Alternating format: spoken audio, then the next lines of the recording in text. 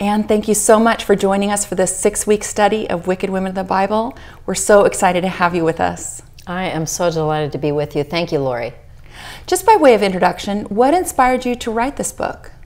Well, you know, I love the stories of Scripture, and years ago I wrote a book called Women of the Bible with Jean Siswerda, and we looked at 52 women of the Bible. We didn't have a lot of room to tell each woman's story, so I thought, wouldn't it be fun to drill down on some of these women whose stories are really fascinating, and they tell us a lot about what life was like in those times, and tell them in more depth and more detail. So that's kind of what got me started on this idea of looking at the Bible's most wicked women. You know, it's interesting, we don't really necessarily think of God including in Holy Scripture stories that are truly of wicked people. Why do you think that He chose to do that? Well, you know, God's dealing with reality, flesh and blood. And so we know today there's lots of people who, you know, live lives that don't reflect godly values, and sometimes I don't reflect life as I would like to with godly values. So the writers of the Scripture were trying to tell the history of their people as they knew it. One of the things that is so compelling to me about the Bible is that it doesn't whitewash its characters. Even some of its greatest heroes, it tells the truth. Mm-hmm. It tells the truth about King David, who actually murdered a man after sleeping with that man's wife. You know, this is not a holy book that just kind of puts up a one-dimensional view of the people who populate its pages. So God allows them because He wants us to learn about the history of His people, about how He works, and about the fact that we can always interact with the Scriptures in ways that are edifying, even if the stories themselves are not terribly edifying. Hmm. We're starting out with the delicious character of Delilah. And if we grew up in the church, in fact, even if we didn't, we probably know the story somewhat of Delilah and Samson. Can you tell us a little bit about her life and times?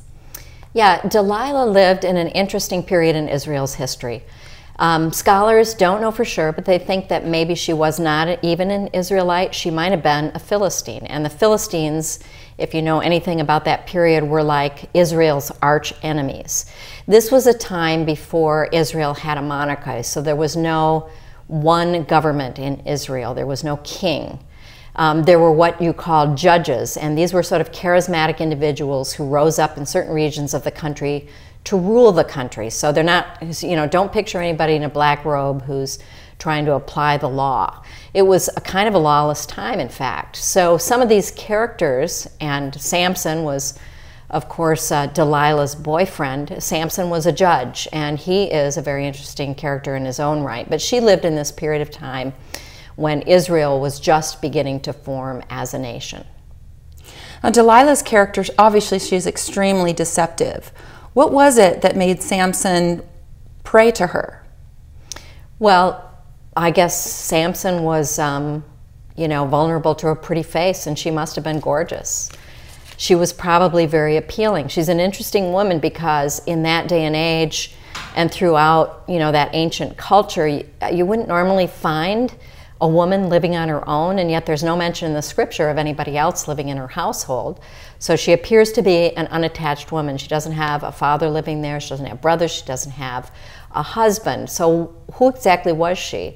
Was she this Philistine woman? Was she kind of living on the shadow side of things and making her money by attracting a man like Samson, you know, to be her provider? The Scripture doesn't really spell it out, but it could be that that was the case, and maybe that's how she made her livelihood.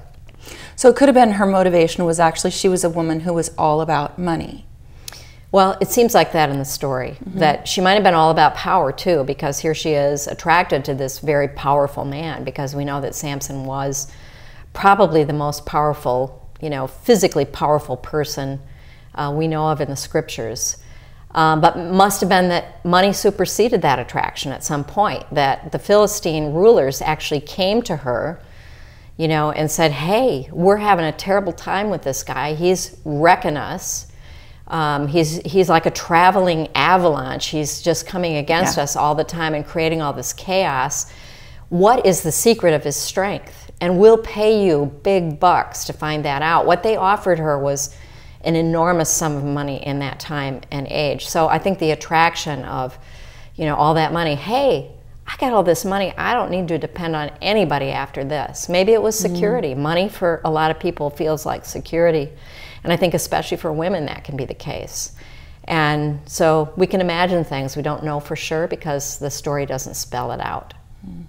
You mentioned that this was a very lawless period in Israel's history. In Judges 21:25, it says, everyone did as they saw fit. That sounds an awful lot like today. Yeah, I think, there are parallels for sure, that in our day and age, we talk a lot about diversity, and it's great that we have a diverse culture and a diverse society, and we need to accept and love other people who are unlike us. But we also have a sort of anything goes kind of culture.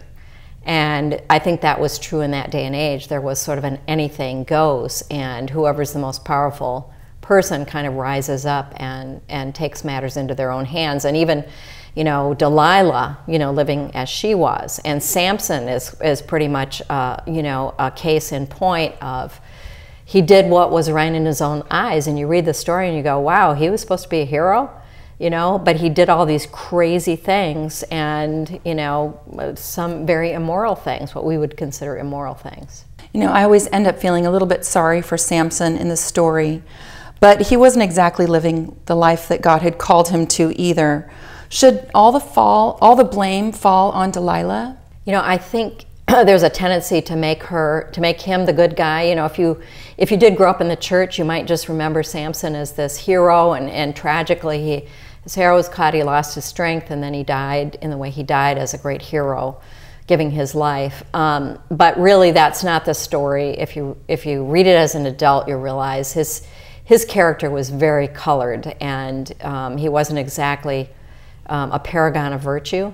I think sometimes in our history as a church, we tend to look very negatively at some of the female characters in Scripture. I think about Bathsheba,